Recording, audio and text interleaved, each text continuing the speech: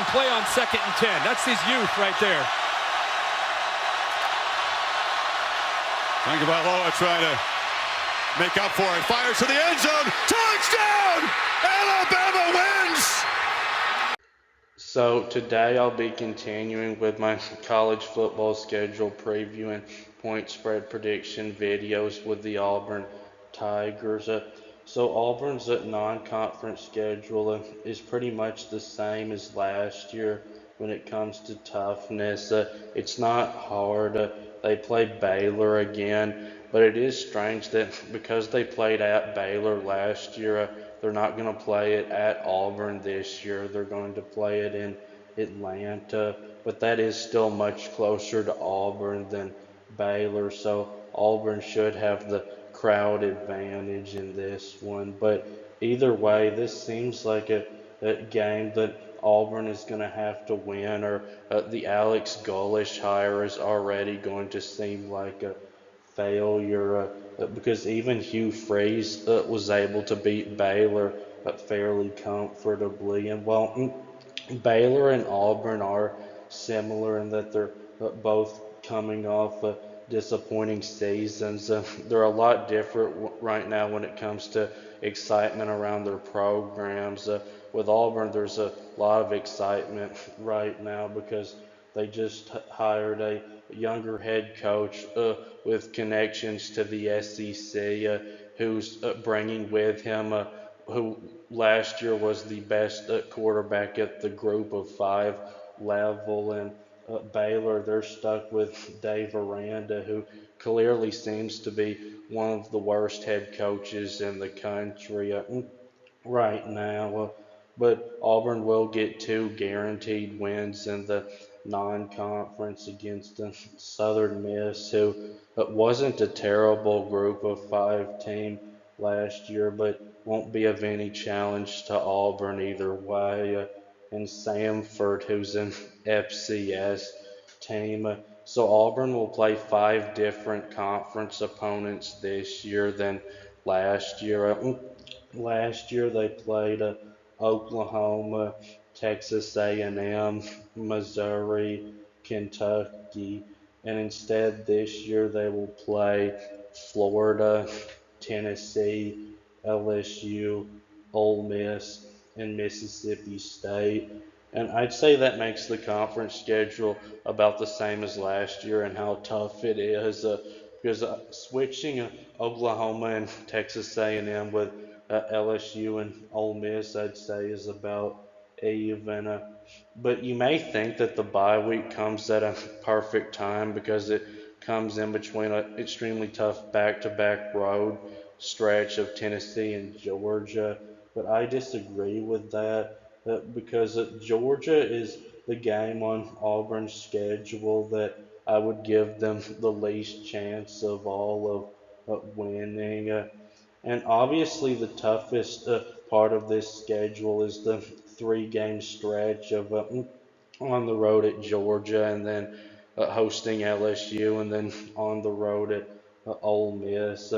If Auburn could just win one of those games, it'll already be an improvement compared to the Hugh Freeze era, because while Hugh Freeze would come close a lot of times in games like this, he was never able to actually pull one off. And Georgia, as long as Kirby Smart is there, is going to be great. You don't even have to look at the roster. You just look at the roster to try to get an idea on how great they might be. And LSU and Auburn are similar teams to me because they both hired very offensive-minded head coaches, but both teams kept their great defensive coordinators. And how far both teams can go, I think, is going to depend on can they develop a good offensive line. Now, LSU, I think, has a higher ceiling in 2026 than Auburn does. If LSU can develop a dominant offensive line, I think they've got a chance to win a national championship. While Auburn, if they can develop a dominant offensive line, I think that they do have a chance to be a surprise playoff team, but that's about it. And Ole Miss is going to be really good again, but it is hard to say that they're going to be better than last year because they're coming off probably their best season ever. But Ole Miss, I do think, has a chance of winning a national championship in 2026. That's how good I think that they're going to be. Auburn's three permanent conference opponents will be Alabama, Georgia, and Vanderbilt. And because Auburn has Alabama and Georgia as their rivals, that makes them always have one of the toughest schedules in the country. But something weird about this Auburn Vanderbilt series is Auburn ranks 22nd all time in wins. And Vanderbilt ranks only 106th all time in wins. But Vanderbilt does lead the series with Auburn by one win at 23 to 22. And for Alex Golesh to last at Auburn long term, he's going to have to change that. And it's not a bad way to open up the conference schedule at home against Florida. I talked more about that game in the Florida video. If you want to see more about that, you can check out that video. But this Tennessee game is going to be interesting because of all of the connections to the SEC that Alex Gullish has came through Tennessee. These two coaches know each other very well.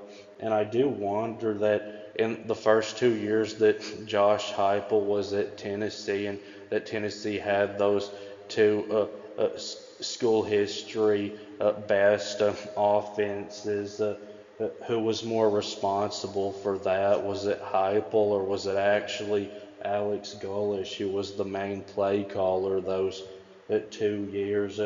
Because those 2 years where Hendon Hooker was the quarterback, he was the SEC Offensive Player of the Year in 2022. And if you look at how Tennessee's offense has been since then, when Heupel has been the main play caller, it's been solid, but not near as good as it was when Golish was there. And even though Golish wasn't the quarterbacks coach at Tennessee, the quarterbacks after Hendon Hooker, Joe Milton and Nico, I'm about to leave you, were both huge disappointments. And not even Joey Aguilar came close to as good as Hendon Hooker was. I think this is going to be a good game and should be quite a few points scored, even though now both teams have an elite level defensive coordinator.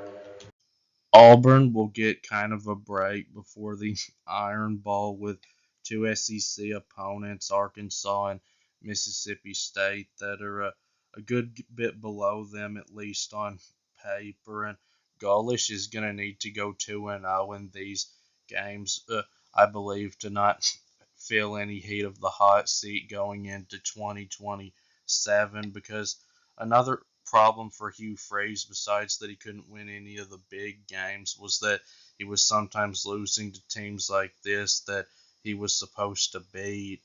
But Gaulish won't be under any pressure to win the Iron Bowl this year, especially with it being in Tuscaloosa. But he will be expected to win it within the next couple of years, because Auburn already has a 6-game losing streak to Alabama, and the fans aren't going to put up with that for much longer. And to Auburn, beating Alabama is like winning the national championship.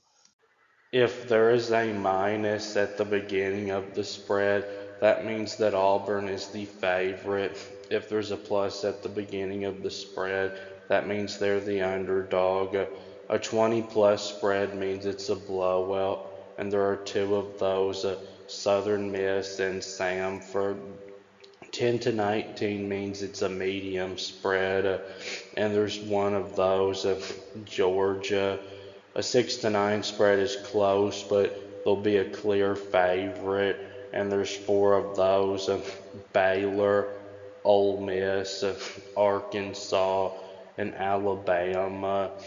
A 1 to 5 spread means it's almost a complete toss up, and there's 5 of those, Vanderbilt, Florida, Tennessee, LSU, and Mississippi State. So if I had to guess the exact spreads for these games right now, I'd say Auburn would be about a 30-point favorite over Southern Miss, and about a 40-point favorite over Samford, and a 7-point favorite over Baylor, and a 3-point favorite over Florida, but only because that's at home. On the road, I think it'd be the other way around. And I'll say Auburn will be about a 3-point favorite over Vanderbilt, and a 5-point underdog to Tennessee. And I'll say Auburn will be a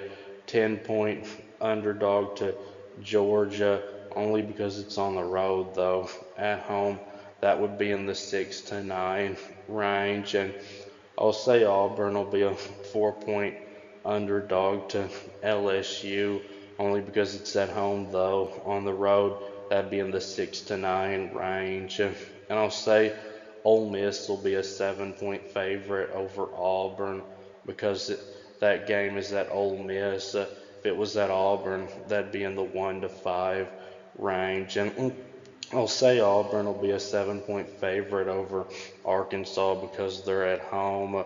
On the road, that'd be in the 1 to 5 range. And I'll say because the game is on the road, Auburn will be a 3-point favorite over Mississippi State, but at home, I think that'd be in the 6 to 9 range. And Alabama, I'll say, will be a 7-point favorite over Auburn, but I can't imagine Alabama having any more than 3 losses going into this game. So if Auburn does turn out to be bad again, with it being in Tuscaloosa, I think that would make it in the 10 to 19 range. But that'll be it with this video. Please subscribe. Thanks for watching, and I'll be back soon.